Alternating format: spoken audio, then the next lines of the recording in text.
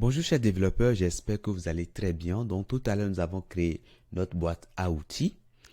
Alors, si vous voulez, on peut commencer maintenant par bosser sur la structure de notre menu. Ok, je peux fermer tout ça et nous allons venir au niveau de notre fichier index.html ici. Donc, si vous voulez, on peut aller directement voir déjà le menu qu'on veut réaliser.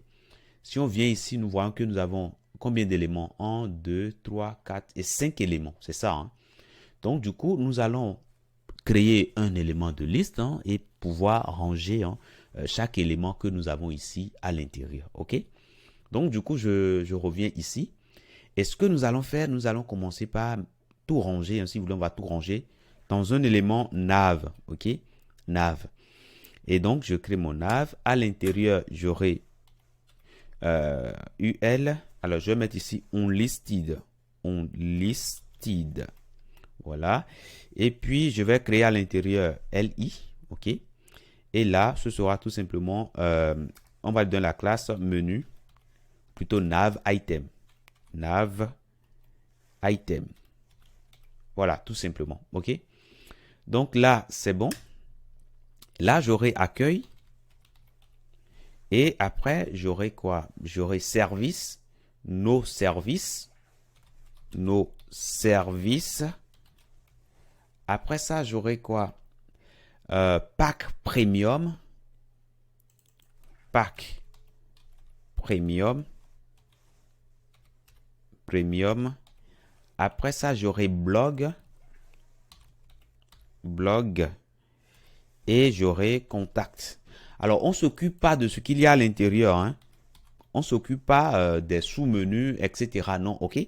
On va dans un premier temps travailler sur le menu de premier plan. Et après, nous allons penser maintenant au sous-menu. Ok. Et lorsqu'on va finir de penser au sous-menu maintenant, on va maintenant penser au sous-menu des sous-menus. C'est-à-dire ce que nous avons ici.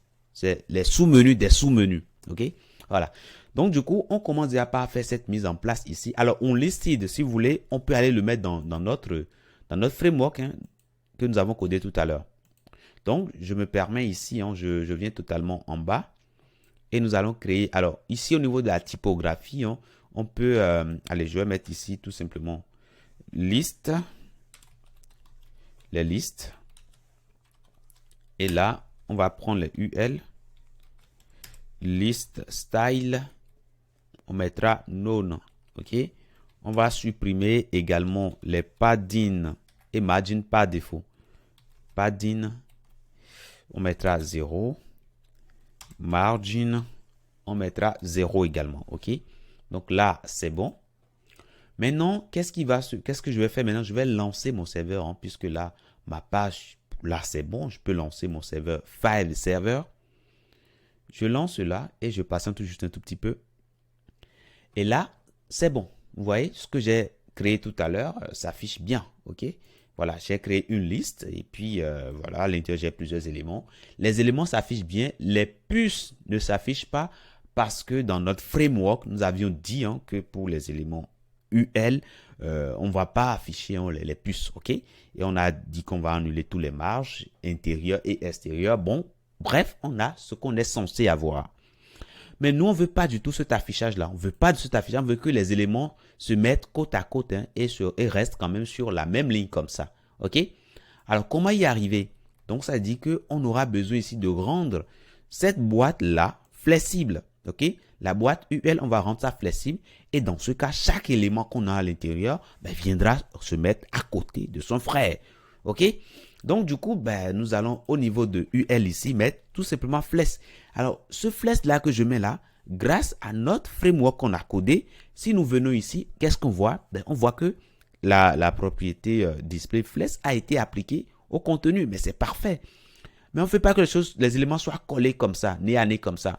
On veut mettre un peu d'espace, ok? Donc, on va utiliser ici gap. Allez, mettons 10, ok? Si on met 10, qu'est-ce qui va se passer? On voit que les éléments sont maintenant un peu écartés. C'est parfait. On ne veut pas que les éléments restent comme ça sur le côté gauche. On veut que les éléments soient centrés. Donc, du coup, nous allons utiliser alors Justify Content Center, ok? qui est disponible à partir de notre framework. Vous voyez comment on avance rapidement. Pour l'instant, on n'a pas encore écrit, on n'a rien encore écrit au niveau de fichier style.css. Hein, puis c'est ce fichier qui est censé garder notre code. Mais pour l'instant, on n'a encore rien écrit. Et là, déjà, on se rapproche progressivement de ce que nous voulons avoir. Donc là, c'est déjà pas mal comme ça. OK? Maintenant, les paddings et les margins, il faut également qu'on pense à les définir. Alors, moi, je propose qu'on aille directement le faire, hein, mettre quelques paddings et margins au sein de notre framework. OK? Puis jusque-là, c'est ce qui nous manque. Donc, je mettrai là margin.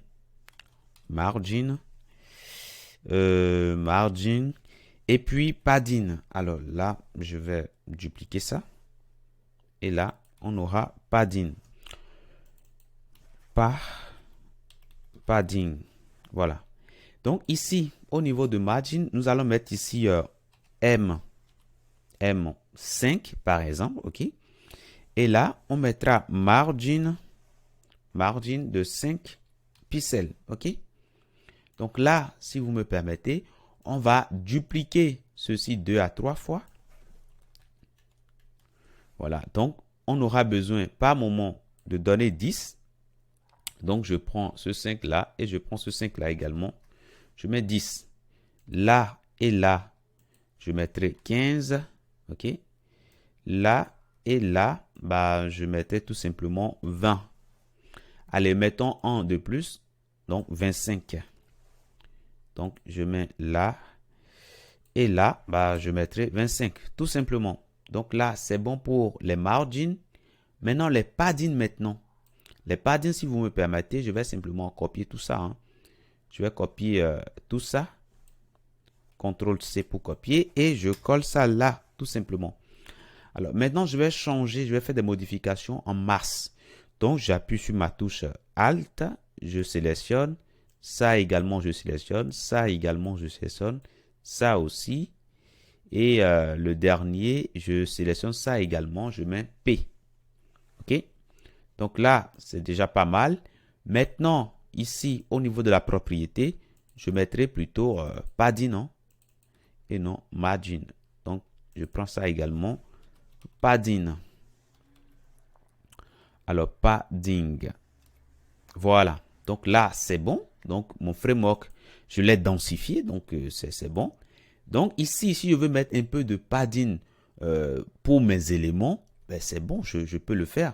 Au niveau de mes éléments LI ici, ben, je peux dire, ben, je veux mettre un peu de padding. Donc, je mettrai tout simplement quoi? P, et puis je peux mettre, allez, je peux mettre 10 par exemple, OK? Donc, si je fais ça, je reviens là, je trouve que c'est pas mal, hein? Mais je peux dire, allez, je mets 15, OK? Là, c'est encore pas mal. Mais c'est parfait. Donc, qu'est-ce qu'on va faire maintenant? On va commencer par styler maintenant, OK? Donc, je viens au niveau de UL ici. UL. Et qu'est-ce que je fais ici? Ben, je vais donner une couleur d'arrière-plan. Donc, je vais prendre ici background color. Et je vais mettre la couleur. Alors, la couleur, ce sera en RGB. RGB 255 en et puis 77. OK? Voilà. Donc, si je reviens ici, là, c'est déjà pas mal, hein? OK? On va changer la couleur de nos éléments. OK? Donc, la couleur de nos éléments, donc, color. On mettra tout simplement, allez, mettons white. OK? Donc là, c'est bon comme ça. On va changer également l'épaisseur.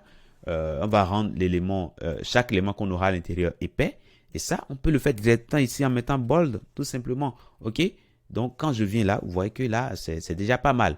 OK? Par contre, ce qu'on veut avoir, on veut que les éléments soient écrits en lettres majuscules et non majuscules et minuscules tels que nous l'avons ici. OK?